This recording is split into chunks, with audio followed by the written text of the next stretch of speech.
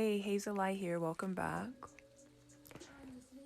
Today I'm going to be revamping up some kicks I'm going to be wearing to a concert I'm attending in April.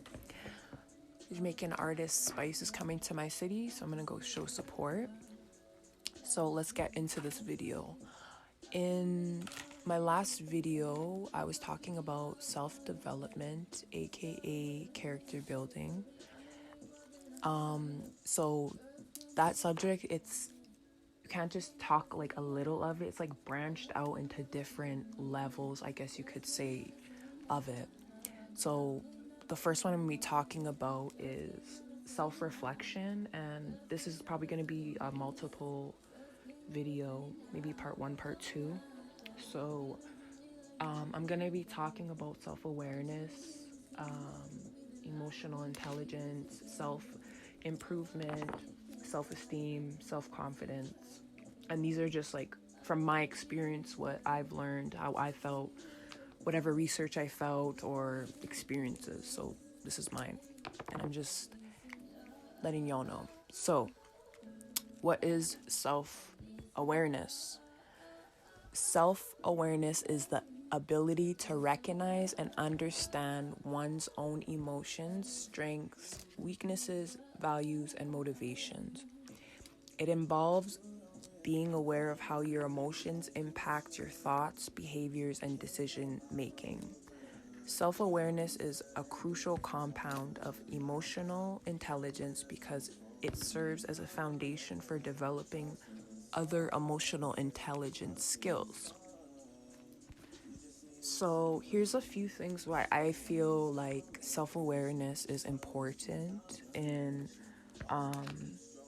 emotional intelligence. So understanding emotions. So being self-aware and you allowing yourself to identify and understand your emotions, it helps you recognize what triggers certain emotions and how they influence your thoughts, actions, and by being aware of your emotional state, you can better manage and regulate your emotions. So before I started on this path, I was very self-aware, but I wasn't like 100, maybe not even 100, maybe I wasn't like fully self-aware of how I am now. So there's a lot of things I wasn't aware of. For example, like I'm a blunt person. I've always been a blunt person since I was a kid. But like there's a time and a place to be blunt. Like you don't have to be blunt just because you can be it. Like there's a space for you to be blunt doesn't mean you need to be blunt. So, and being more self-aware and realizing that, like, it kind of made me feel, well, here's the thing. When you become more self-aware, you're gonna feel bad about how you used to like act and like say stuff or treat things, right? But now we're self-aware and we're moving forward from that. So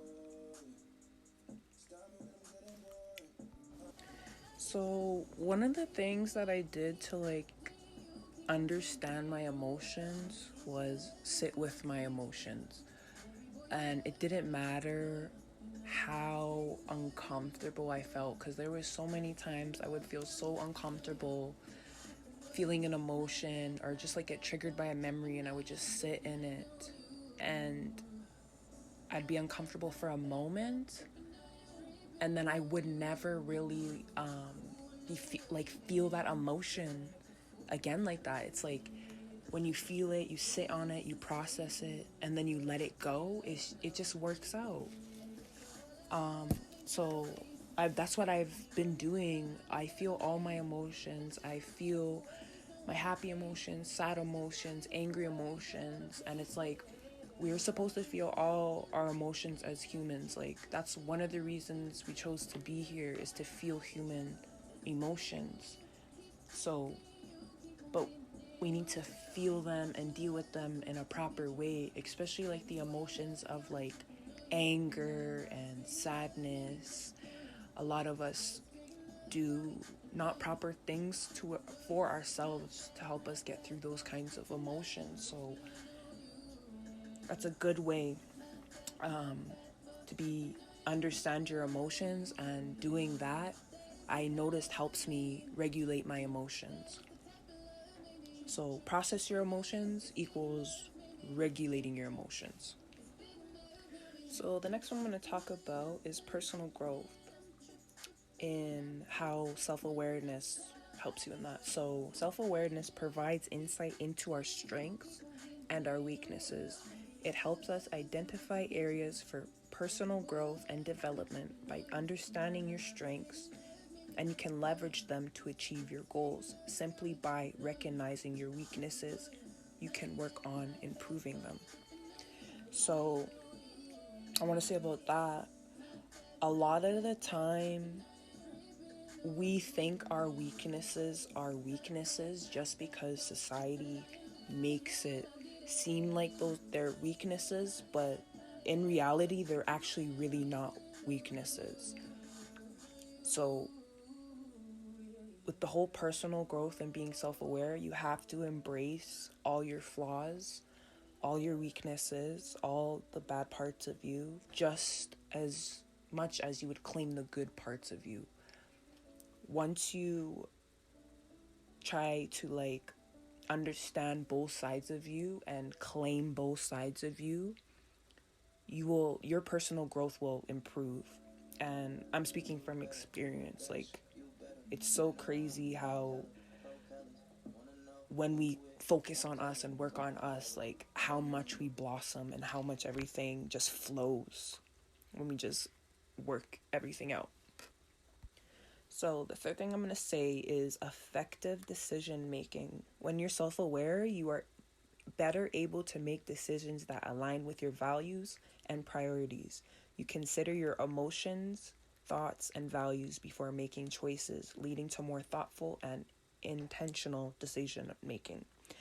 So when we aren't self-aware and we're trying to make plans for our lives, and say if because most of the time, say we're not self-aware, a lot of us are not self-aware just because of the crowd that we have and whatnot, right?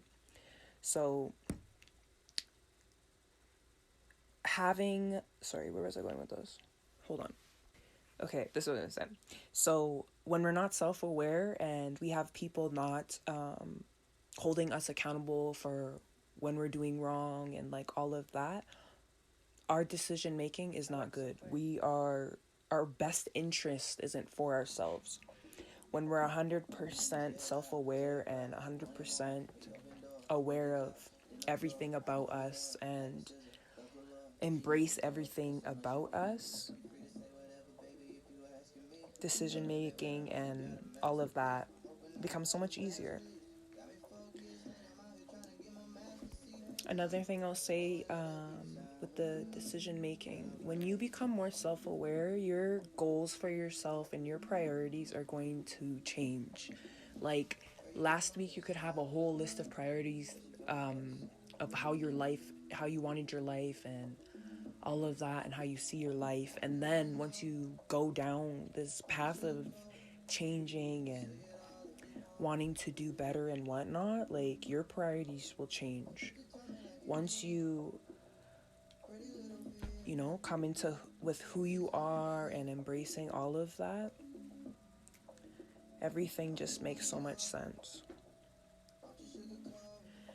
And then you before a lot of the time before being self not being self-aware, we feel like we don't have purpose, what am I doing with my life and all of this. And it's once we start working on ourselves and finding out who we are and who we truly are, and start doing that healing and working on yourself, your purpose comes to light. What you're supposed to do comes to light, and there's nothing that will stop that. So this is going to be a part 2, so come back for part 2. Thanks.